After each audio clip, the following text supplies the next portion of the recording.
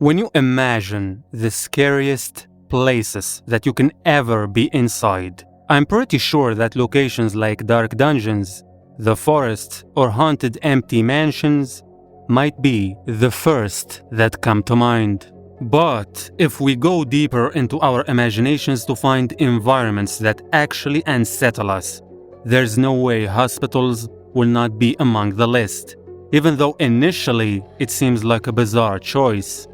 Hospitals in general are usually places of healing and hope, where life is supposed to be saved and death is confronted. But the real question is, what happens when the line between life and death blurs within these halls? And why, for many of us, hospitals can become the inception of dread and fear? These questions became a source of inspiration for many horror game developers who understood how these medical institutions can be the perfect setting for a creepy story that can shake the player. This is why in this video I wanted to delve into this aspect, to understand how hospitals became a big part of horror entertainment and how history and real events have a substantial role in this. I'm also going to showcase a few horror games that took advantage of this element in order to make their stories even more disturbing. So, without further ado, let's start.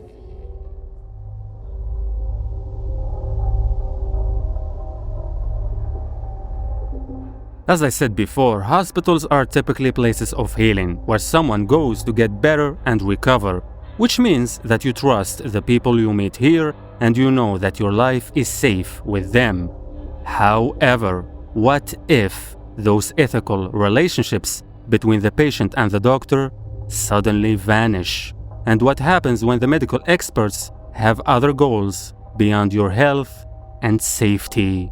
For example, in Silent Hill 2, Brookhaven Hospital is known as one of the most memorable locations in the game, because you need to investigate and solve some crazy puzzles inside it. But if you focus a little bit on the notes and try to understand the backstory of this eerie place, you will realize that this is not a typical hospital meant for providing the best healthcare for patients.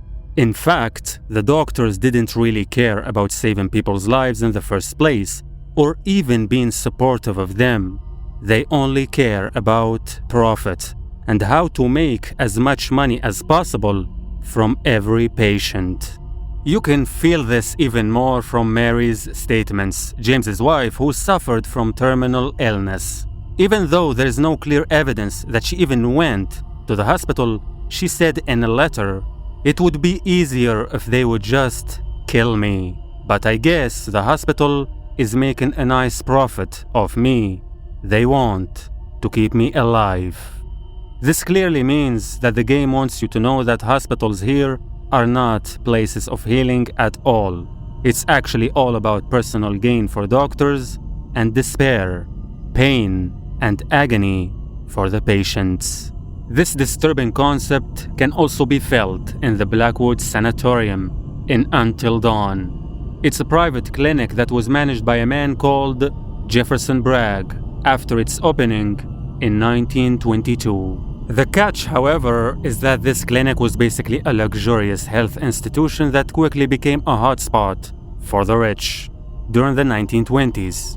Then, the Great Depression hit America and this clinic was one of its victims, which led the once vibrant social scene to fade into obscurity. In the following decades, Blackwood was forced to start accepting less wealthy clients and people from the middle class, including the victims of a tragic mining accident. And this is when the shady practice started, because at that time, middle-class patients usually mean neglect, lack of empathy, and experiments. The scariest part, however, is that these ideas about hospitals in horror games did not come from the developer's imagination. It actually came from real-life institutions that have a darker history than any fiction a developer can imagine. One of the chilliest examples we can think of is Waverly Hills Hospital, which basically became a source of nightmares for people around the globe to this day. Waverly Hills was built in an isolated area in Kentucky in 1910. It was mainly a place to treat patients suffering from serious tuberculosis. But the problem is, they didn't really know what the heck they were doing.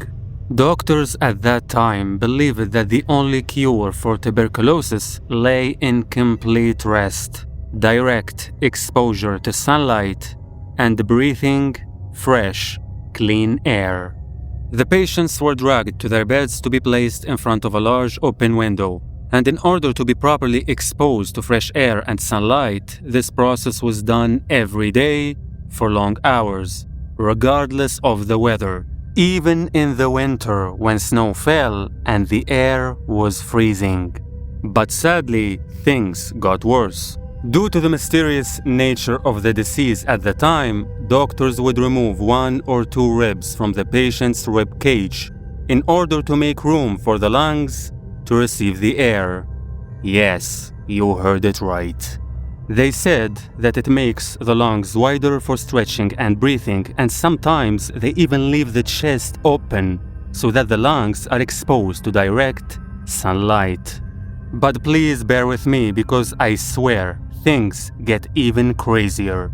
In some late cases of the disease, they literally insert a balloon into the chest of the patient and then inflate it to expand the lungs. I think you all realize by now that this makes no sense, and this definitely led to severe consequences for the patients, including losing their lives. But the shocking part is what happened to the patients after their demise. Anyone who died inside the hospital was taken out through a long tunnel that descended 150 meters below the building. The bodies of the patients were transported using this tunnel so that the rest of the patients cannot see them. This dark practice will obviously lead to even more creepy events beyond the natural realm. And beside the rumors, more bizarre things actually happened inside this hospital and led to its closure in 1961, following a scandal about using violence with the patients. However, the end of this building as a functioning hospital was just the beginning of its infamous reputation. After its closure, several businessmen took turns owning the estate. It is said that the second owner wanted to demolish it to build a residential complex in its place. So he dug a trench around it to destroy its foundations. But despite all that, the building did not fall. Eventually, the ownership went to the couple Charlie and Tina McKinley, who bought the place in 2001 because they were fascinated by it and wanted to keep its legacy by making it a historical site where people can visit. This sounds like a positive idea at first, but the issue is that visiting this hospital led to nothing other than nightmares and trauma. Visitors started sharing bizarre stories about what was happening inside. Even the homeless people who entered the building at night to stay or steal saw things in its dark corridors that made them think twice before approaching it again. This quickly made Waverly Hills one of the most famous haunted places in America. More people began talking about the paranormal and unknown sounds that came from its rooms, the doors that closed and opened on their own, and the old lamps that were lit even though the building had no electricity for decades. Investigators also couldn't help but notice unsettling voices that feel like screams of terror coming from the tunnel beneath, where the bodies of the patients used to be stored. But it doesn't stop there, because some sightings were very specific, and people stated that they saw the ghost of the girl Mary running and calling for help before disappearing. Mary was a young girl who's believed to be the daughter of one of the doctors, and she used to come to the hospital in the 1940s to cheer the patients up and support them mentally. However, she eventually got infected with tuberculosis and she died inside the hospital, where her spirit probably never left. Beside Mary's ghost, there's also a ball in the hospital that still exists to this day. The visitors insist that they saw the ball moving as if someone were playing with it, and this makes sense because the ball literally belongs to a young boy called Timmy, who used to play with the ball every day when he was a patient before he lost his life. Beside the movement of the ball, people also heard the voices of children singing, and it feels like they are the same children who were taken outside to receive treatment when the hospital was open, especially since the hospital was known for treating a lot of kids, and many of them tragically lost their lives. However, on the 5th floor lies the most terrifying side of the building, the famous room 502. The story of this room goes back to the year 1928, when it was inhabited by a nurse called Sarah, who ended her life for unknown reasons. The body of the nurse remained in the room for a long time before they found her. The woman was single, but the doctors who examined her body said she was pregnant, and the circumstances of her pregnancy and death remain mysterious to this day. Some say she was desperate because her lover didn't marry her, and others say she was killed by a doctor in the hospital who was behind her pregnancy. But the story of the room doesn't end here, because 4 years later, another nurse was living in this same room. Strangely enough, she also put an end to her days in life for unknown reasons. So the real question is, what the heck happened in this room that made it so cursed? And why no one can feel comfortable inside it? Today, many visitors to the hospital claim to have seen the ghost of a woman go into room 502, and when they followed her, they were surprised to find that the room was completely empty. Some of them also claimed that while they were in the room, they heard the voice of a female screaming at them and saying, "Get out."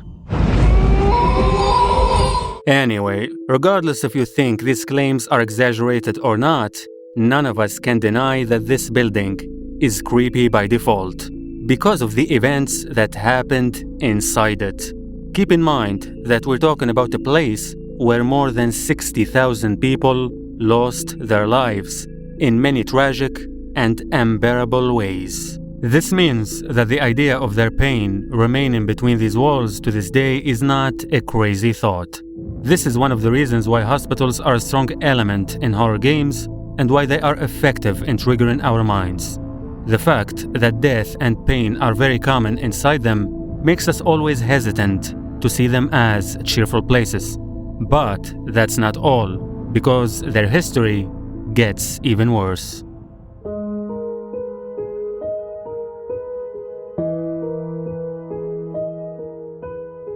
If there's one type of hospital that dominates the horror field in gaming, it's got to be mental asylums.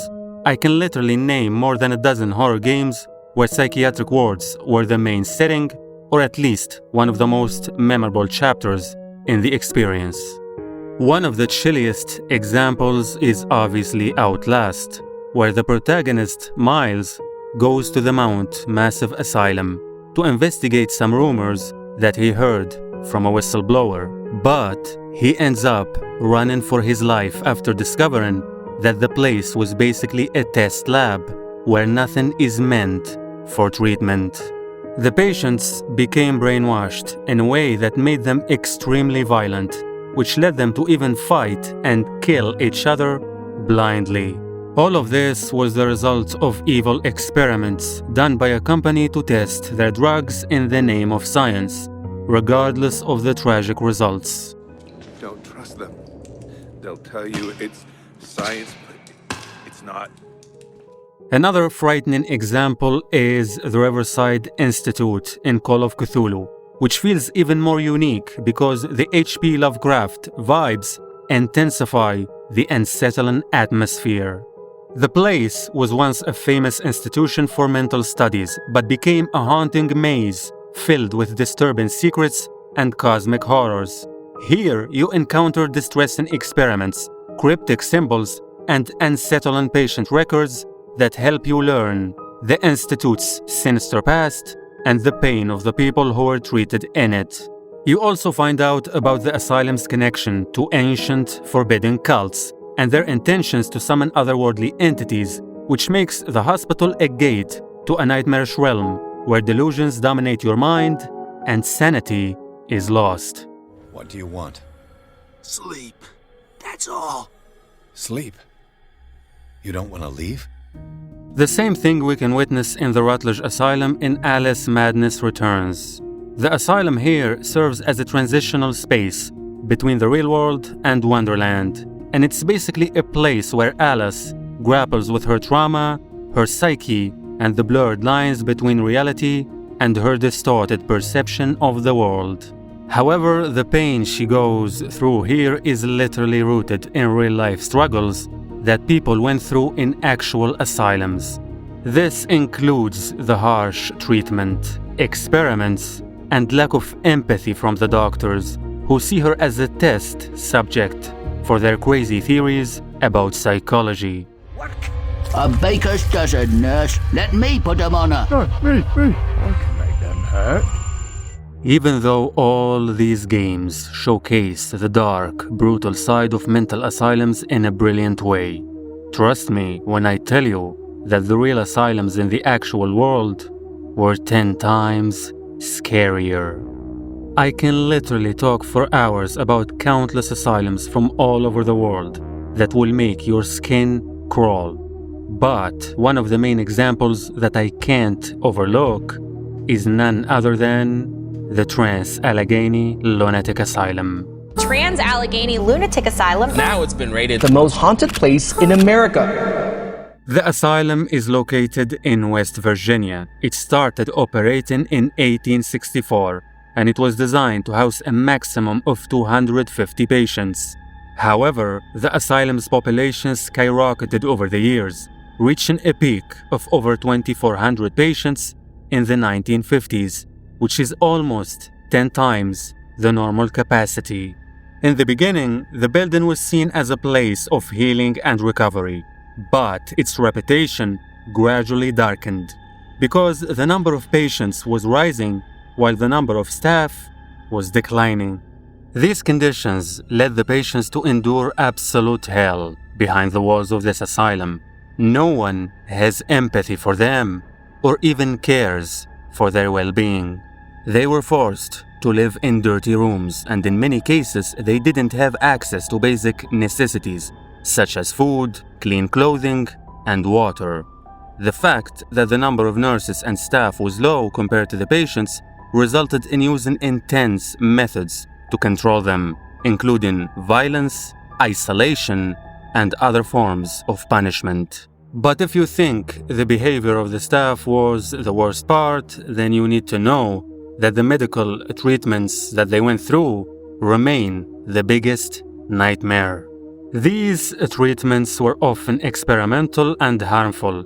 Electroshock therapy and lobotomies were performed even without anesthesia or consent from the patient, which caused unbelievable physical pain beside the mental struggle. And by the way, in case you don't know, electroshock therapy is a measure where the doctor passes an electric current through your brain, which causes a brief seizure that can make you lose any feeling of reality. On the other hand, lobotomy is a procedure that involves severing connections in the brain, which is also a nightmare. Both treatments were used with conditions like severe depression, bipolar disorder, and schizophrenia. But the problem is that none of them works, and they only cause the patient to suffer. However, what's even more bizarre is that Over the years, many of the patients who were brought to this hospital didn't have any mental issues in the first place. Some of them just had physical problems like tuberculosis and general issues in breathing. But it actually gets weirder, because at some point, husbands used to literally bring their wives to the asylum as if they were mentally insane, before it turned out that they just wanted to get rid of them, to have space for the mistress, or simply because they didn't like the behavior of their wives in general. Do you realize how insane this is? This means that many people were thrown in this brutal hospital for silly reasons, and the doctors didn't believe them when they tried to prove their sanity or resist the accusations.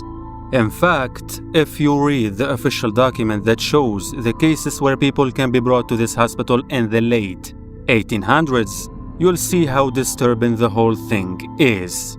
You can literally be admitted here for reasons like reading novels, laziness, or even if you have political opinions that they think are not normal. As you probably know by now, all this mess is the best environment for paranormal events. And this is actually what happened in the last decades of the hospital's life. When the situation of the patients became too miserable, there were several incidents where some of them were found dead in their rooms, with their bed sheets around them. You clearly know what I mean by that.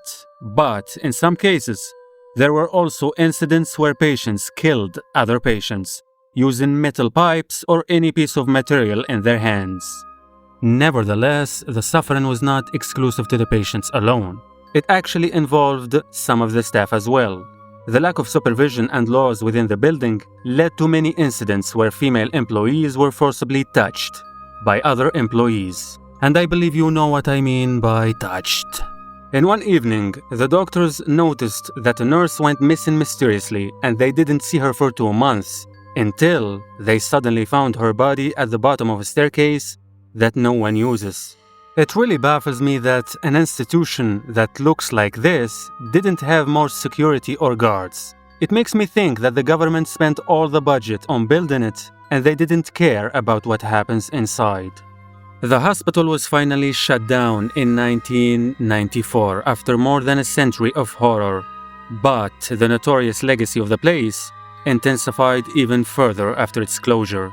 People started reporting unexplainable events inside, and the fact that tours were allowed for the public led to even more creepy stories from visitors who gave specific description of what they saw. Many of them claim that they saw shadows of soldiers in one of the asylum's wings. And this is a logical claim because the asylum had a wing called the Civil War Wing, and it was meant to house the soldiers of the American Civil War, who supposedly went insane. Other visitors insist that they saw the ghost of a little girl in a certain room, and this room used to actually belong to a girl called Lily, who was admitted to the hospital in the 1860s and was found pregnant because she was touched by certain soldiers in the Civil War. Sadly, Lily died shortly after her child was born, and it is said that her spirit still roams the area, feeling agony for losing her baby and what happened to her. Some people also claim that they felt the existence of Nurse Elizabeth, who is probably the same nurse I mentioned earlier, that was found mysteriously dead. Long story short, this asylum is not for the faint of heart, because as I said with Waverly Hills, regardless if we believe all these incidents or not, the fact that thousands of people suffered and died here for decades makes us automatically anticipate some creepy stuff to happen, or at least feel stressed when being inside it. I also forgot to mention that there's a very oppressive room in the asylum where Dean Metheny was tragically killed. He was a nice guy who had a normal disability, but he was put with 2 actual insane murderers. They used many ways to harm him, and he tried hard to survive and resist their violence, but they eventually managed to kill him by putting his head under the bedpost. This specific story made me personally sad, and I really feel the pain of Dean when he was helpless, alone, and surrounded by monsters. And by the way, the horrible stuff I mentioned is not exclusive to this asylum. It basically happened all over the country. In fact, the crazy story of Outlast was actually inspired by real events, including the MK Ultra program of the CIA in the 1960s, when they used many patients from asylums to test mind-controlled drugs and hallucinations serums. One of the main asylums they relied on for these experiments was the Pennhurst Asylum in Pennsylvania, which was a place for both mentally and physically disabled people. The CIA chose it because they know that no one cares about what happens to the patients, and they know very well that they were not seen as fully human. Many nasty things happened here, and the building also became known as one of the most haunted places in America today. The CIA did the same with prisoners, soldiers, and regular people that they chose. It is even said that the serial bomber Ted Kaczynski was one of their victims, and the experiments turned him from a genius mathematician to a crazy killer. However, American asylums are far from being the only ones who had this reputation. You can actually find similar examples all over the world, whether it's the Denbigh Insane Asylum in Wales, the Riverview Hospital in Canada, the Severals Asylum in England, or the Gonjiam Hospital in South Korea. They all share the same history of horror and pain, and patients never saw the light of day after going inside. The only thing that American asylums probably had more of is the experiments, because the government and the CIA were obsessed with testing drugs to stay always ahead of the Soviet Union in that field. And if we're being honest, none of us really believe that these disturbing practices disappear today. They're definitely still being done in a much more secretive and smarter manner. With that being said, even though the American hospitals I mentioned are insanely scary, there's actually another hospital far away that shocked the heck out of me the most.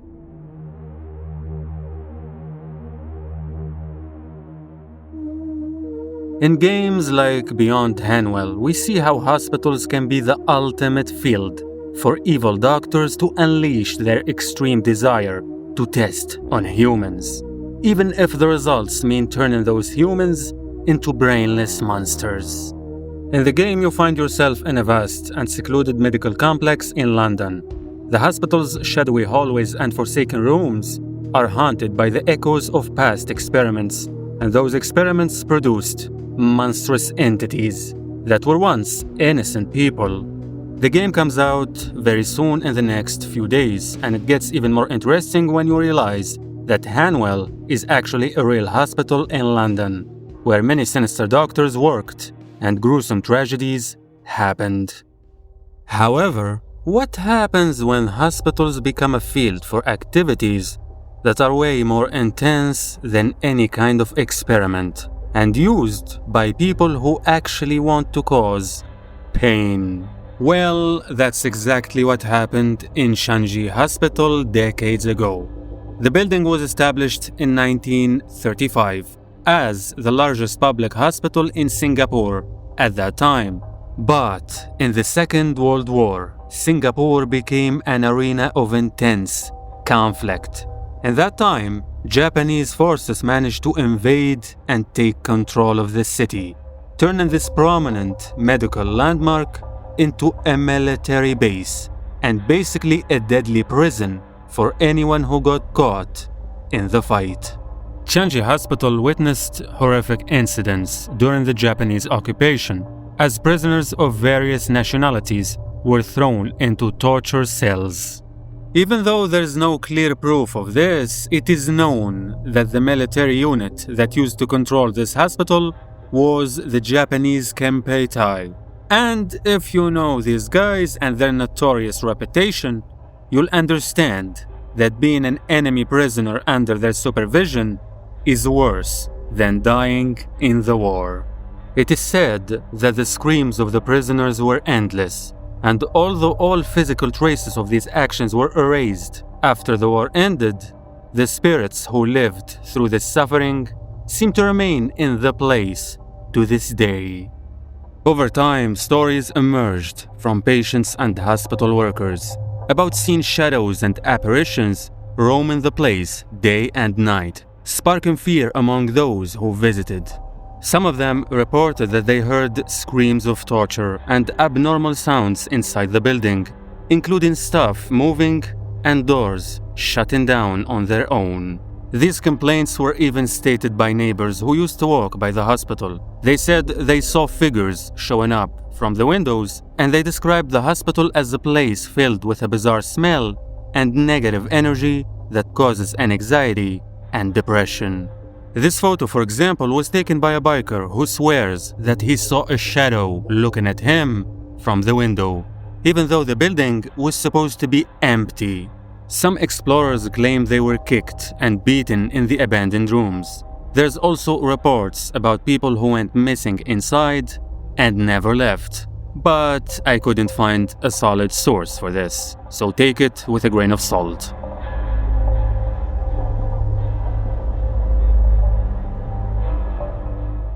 Anyway, I really think the goal of this video was reached. My point was to give you an idea about why a normal setting like hospitals became prominent in horror entertainment, and I believe you clearly understand the reasons now. This idea came to my mind last week when I was replaying The Evil Within, and I was curious about why the hospital section felt the most menacing for me. I felt very compelled to search about the historical reasons behind this because I love understanding how fear works and how developers rely on this aspect to scare the hell out of us. If you know anyone who works in a hospital, send them this video and tell them that their workplace is probably haunted. If you are a nurse watching this, then sorry for messing up your mood. Because, let's face it, many of the crazy stuff and evil practices I mentioned didn't really entirely disappear today. There are still many horrible hospitals around the world. And if we're talking about mental asylums specifically, you can be sure that the horror is alive and well in many of them. Anyway, give me a like if you love the video and comment with any spooky personal experience you had in a hospital. See you next time.